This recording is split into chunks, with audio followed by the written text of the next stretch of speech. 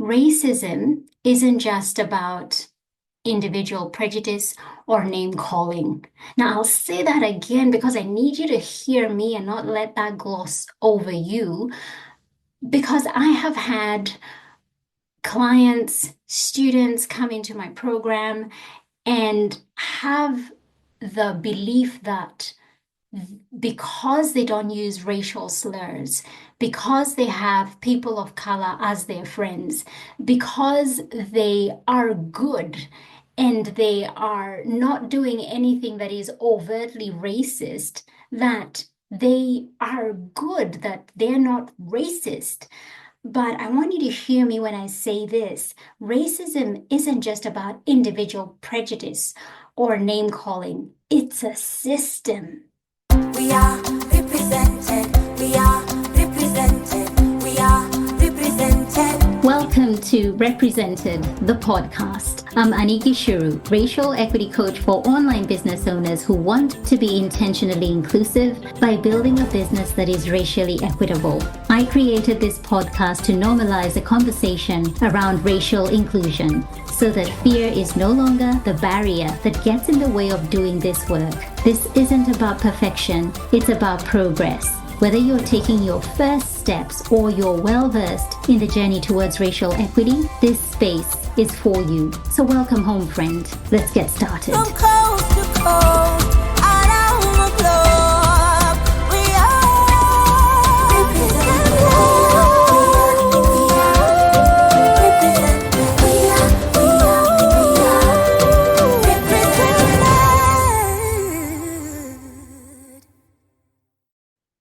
As an online business owner, you are already leveraging the power of artificial intelligence, AI.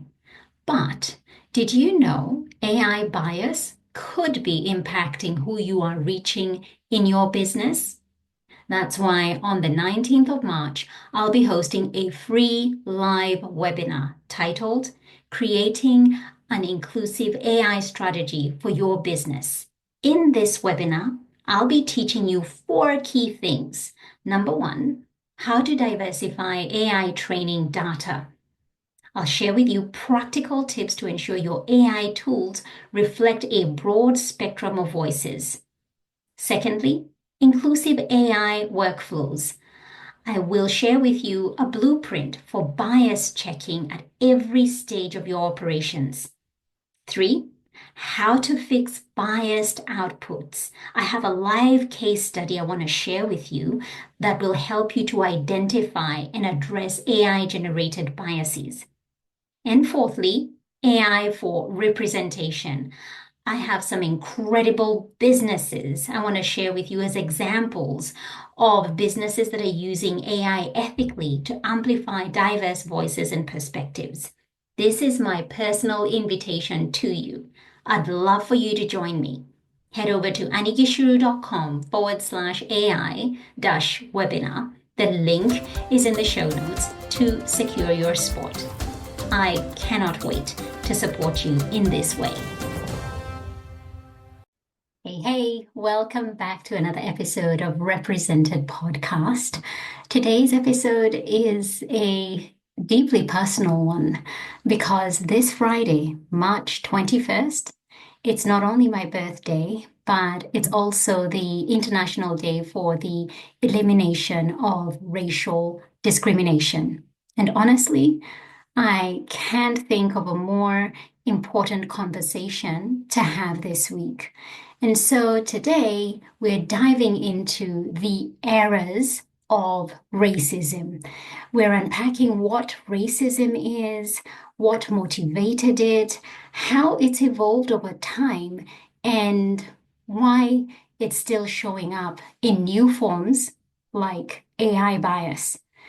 And more importantly, the role we can play as online business owners when it comes to eliminating racial discrimination in our businesses and in our personal lives. If you've been feeling like you want to make a difference when it comes to matters to do with race, but you aren't sure where to start, stay with me because we're going to get into it today. So, what is racism? Racism isn't just about individual prejudice or name calling.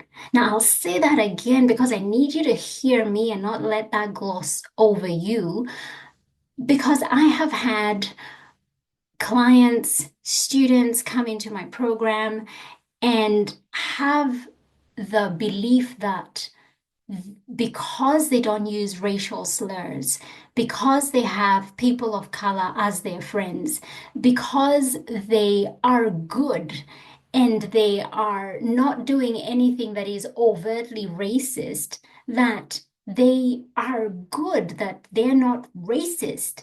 But I want you to hear me when I say this. Racism isn't just about individual prejudice or name calling, it's a system. That's right. It's a system that advantages some and disadvantages others based on race. It's baked into the way our society functions, into education, healthcare, housing, employment, the justice and criminal system, and yes, even technology.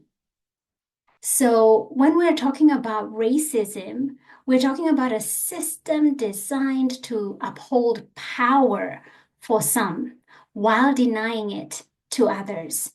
And that system evolves. This is what I want you to understand, especially for those people who are shocked and they say, I can't believe that racism still exists in this day and age. This bit is for you. Racism is a system that evolves, it adapts. Racism was created in a way that it is difficult to undo because of the different ways in which it can morph and change into. Which brings me to where it all started. Now, here is something that you may not know. Race itself was constructed.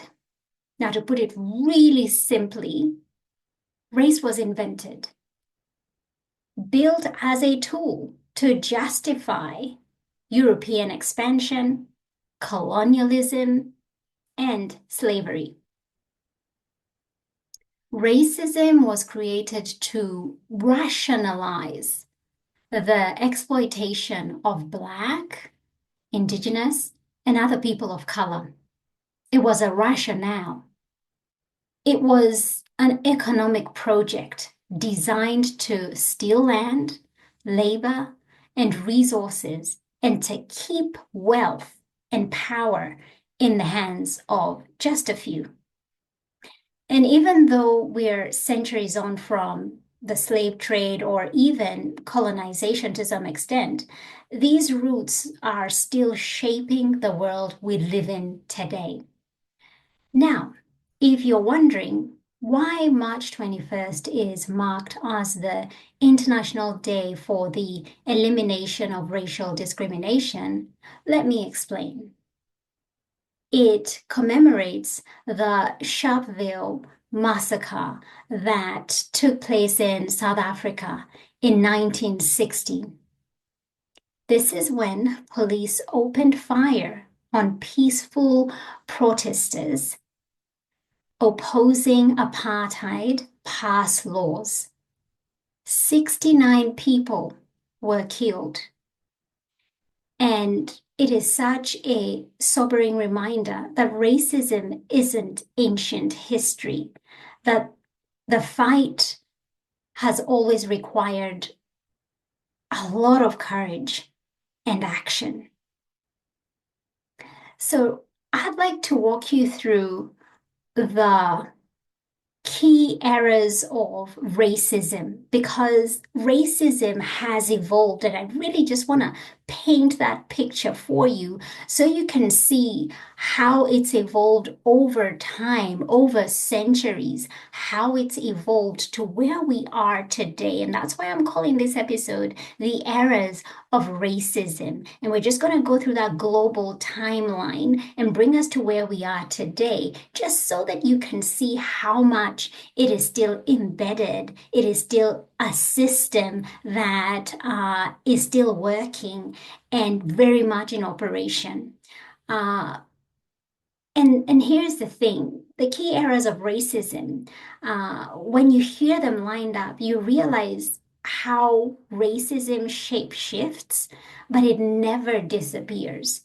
And so the first era, which is enslavement and transatlantic slave trade, this was between the 16th and 19th centuries. Now, over 12 million, let that sink in, over 12 million Africans were kidnapped and forcibly transported across the Atlantic Ocean in what became known as the Transatlantic Slave Trade. Men, women, and children were sold into brutal chattel slavery. They were treated as property and subjected to inhumane conditions.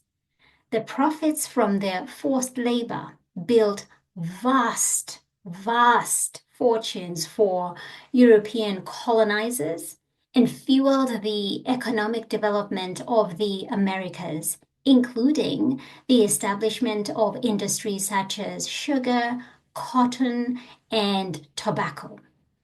Nations like Britain, Portugal, Spain, France, and the Netherlands grew rich while African societies were devastated. And in fact, we can say to this day, there are parts of Africa that have never recovered.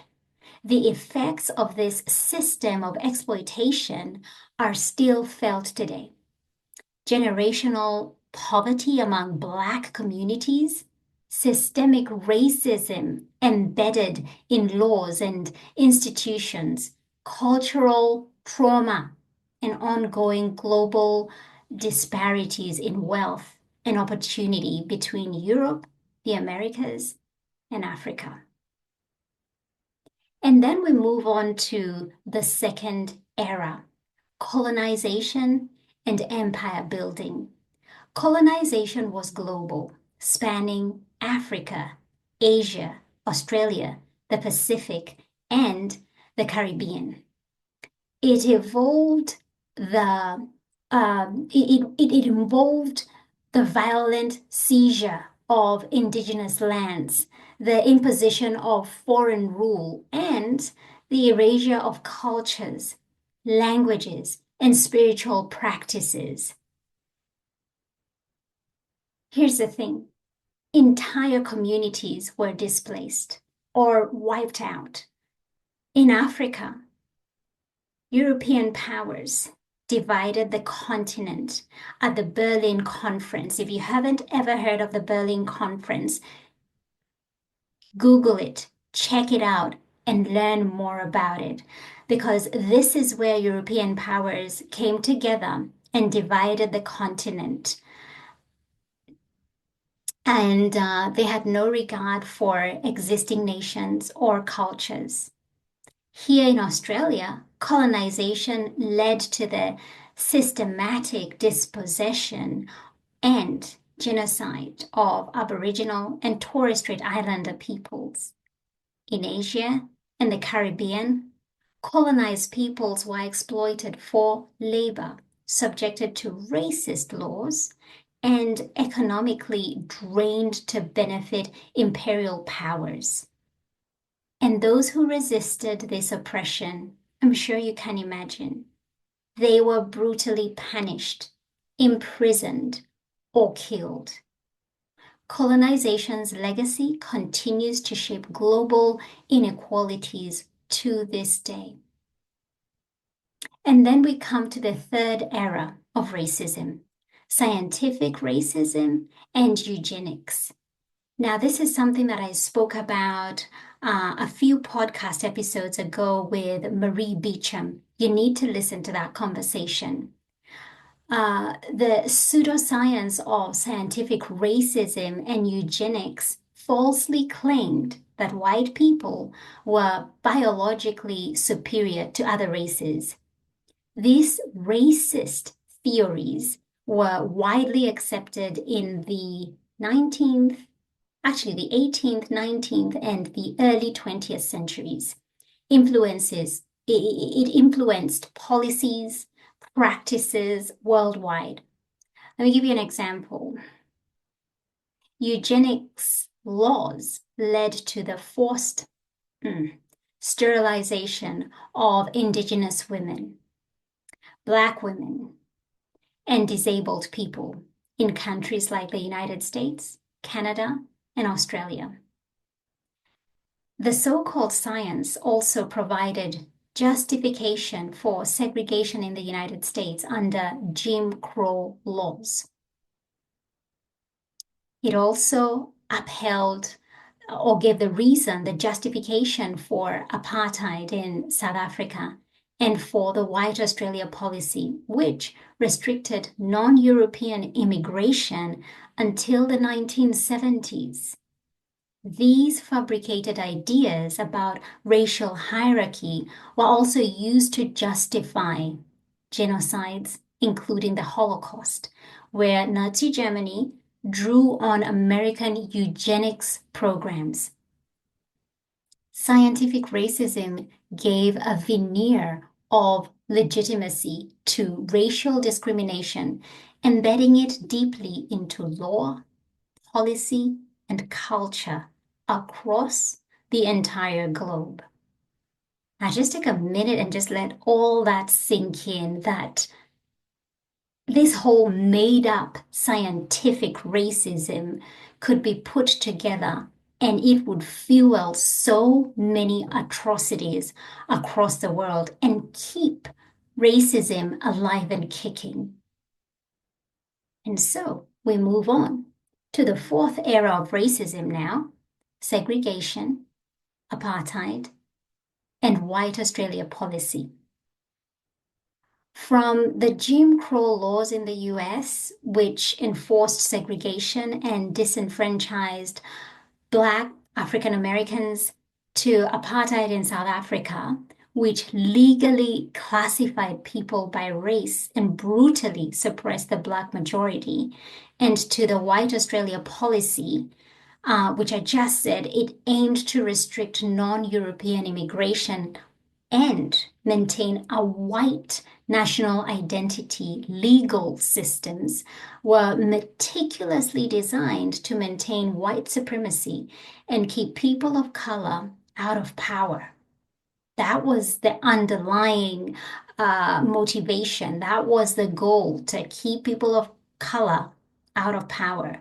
The systems dictated where people could live, where they could work, where they could study, and whom they could marry, whom they could love. They controlled access to resources, education, and political participation, entrenching racial inequalities that persist to this day, even after these policies were officially dismantled. It's the impacts. The impact continues to shape societal structures and opportunities for people of color globally. Then came the fifth era: modern criminalization and policing. From mass incarceration in the US, where Black and Brown communities are disproportionately imprisoned for minor offenses due to systemic biases in policing, prosecution, and sentencing, to here in Australia, Indigenous deaths in custody, where Aboriginal and Torres Strait Islander peoples are incarcerated at some of the highest rates in the world and often die in state care due to neglect and brutality. In Europe, anti-Black policing manifests in racial profiling, stop and search practices, and excessive use of force against Black and other racialized communities.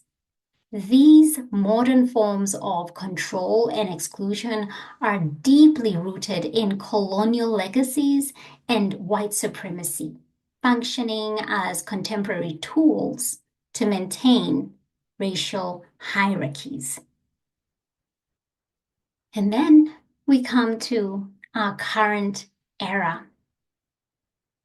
This is for the people. I will mention this again. This is for the people who say, you mean racism still exists? It's still happening in this day and age? Yes, it is. And I'm calling this era the Jim Code and AI bias era. The term Jim Code, coined by scholar Ruha Benjamin, and I'll share a little bit about her take on this. She's written an incredible book, The Race to Technology, which she wrote back, I believe it was in 2019, and is a must read. So, why is this the new Jim Code and AI bias era? Because racism is now happening in our technology. Algorithms that discriminate in hiring, like AI tools that filter out applicants with ethnic sounding names. You know, if your name sounds a little bit too long or too hard and it doesn't sound Eurocentric, it'll pick up on that. And ranking candidates based on biased data sets reflecting historical discrimination. So what we've dealt with in the past is now being put into AI intelligence, artificial intelligence. It's being fed that. And so that discrimination carries over. Facial recognition technology has been shown in multiple studies, including research by MIT and Stanford, to misidentify Black and brown faces at rates far higher than white faces, leading to, and this is hard to hear. This is hard. It leads to wrongful arrests and surveillance. AI generated content for you who is using it uh, for